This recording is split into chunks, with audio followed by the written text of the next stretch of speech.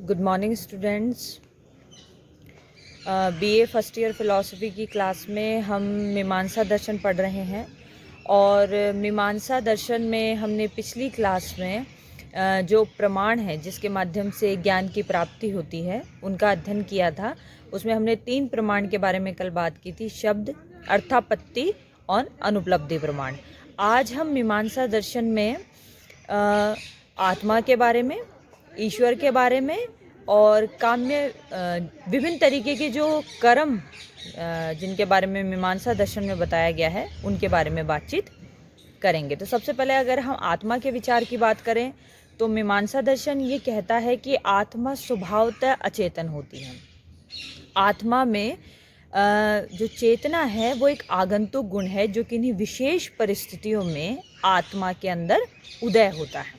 जब आत्मा इंद्रियों के माध्यम से किसी विषय के संपर्क में आती है तब उसके अंदर चेतना का उदय होता है, उससे पहले वो अचेतन होती है। और आगे जाके हम इसका मोक्ष विचार देखेंगे तो वो ये कहते हैं कि मोक्ष विचार में आत्मा वापस अचेतन हो जाती है, मतलब उसमें जो चेतना किन्हीं विशेष परिस्थितियों में उदय हुई थी उसका खात्मा हो जाता है, या एक तरीके से कहते हैं वो समाप्त हो जाती है, वो चेतना बचती नहीं है।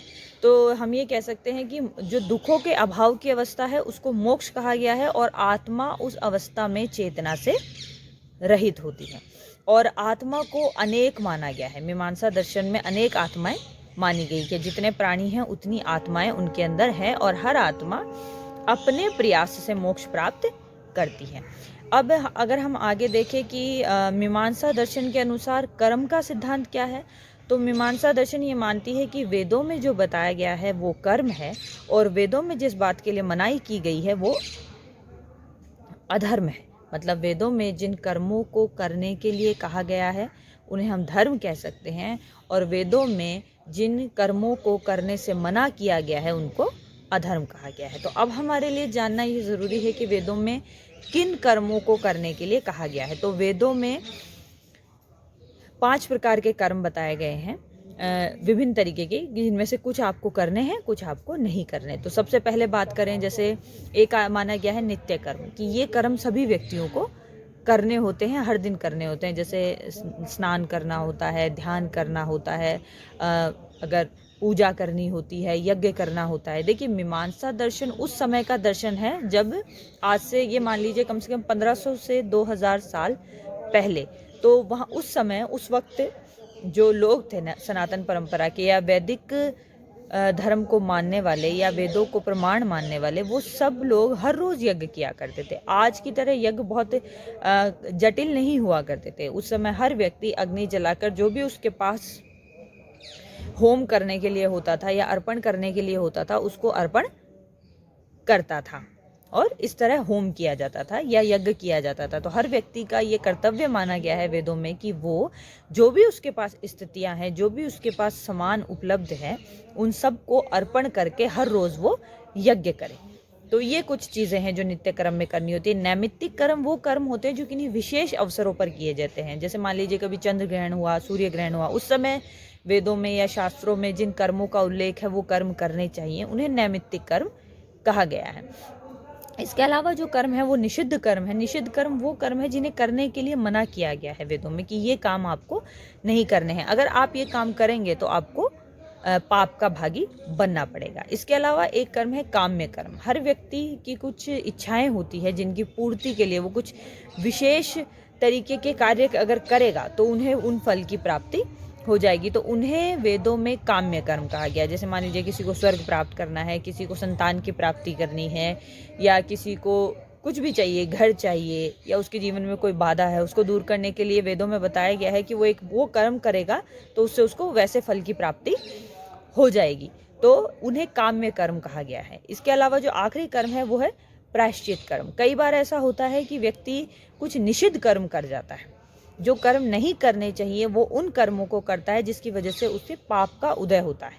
तो उस पाप से बचने के लिए, और उसको आखिर में बुरा महसूस होता है, गिल्ट महसूस होता है, तो उस गिल्ट से बचने के लिए उसे कहा गया है कि वो प्रायश्चित कर्म करे। तो ये 5 तरीके के कर्मों का उल्लेख वेदों में बताया गया है और मीमांसा कहता है कि इन 5 तरीके के कर्मों को ध्यान में रखते हुए व्यक्ति को आचरण करना चाहिए। अब अगर हम देखें कि ईश्वर के बारे में मीमांसा दर्शन में क्या बताया गया है, तो हम ये समझ सकते हैं कि मीमांसा दर्शन में ईश्वर को सिर्फ उसकी इतनी ही उपयोगिता है कि उसके नाम पे होम किया जाता है, उसकी कोई स्वतंत्र सत्ता नहीं है। आप ये देखेंगे कि वेदों में कई तरीके के ईश्वर माने गए हैं।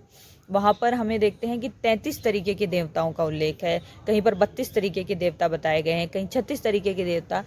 कोई भी प्राकृतिक शक्ति जो मनुष्य के जीवन जीने में मदद कर रही थी, वेदों के समय में जो ऋषि थे, जो लोग थे, उन्होंने उसे देवता का नाम दे दिया। जैसे जल को देवता का नाम दे दिया, अग्नि को, सूर्य को, चंद्रमा को, वायु को, हर वो चीज़ जो जीवन जीने में मदद कर रही थी उसे उन्होंने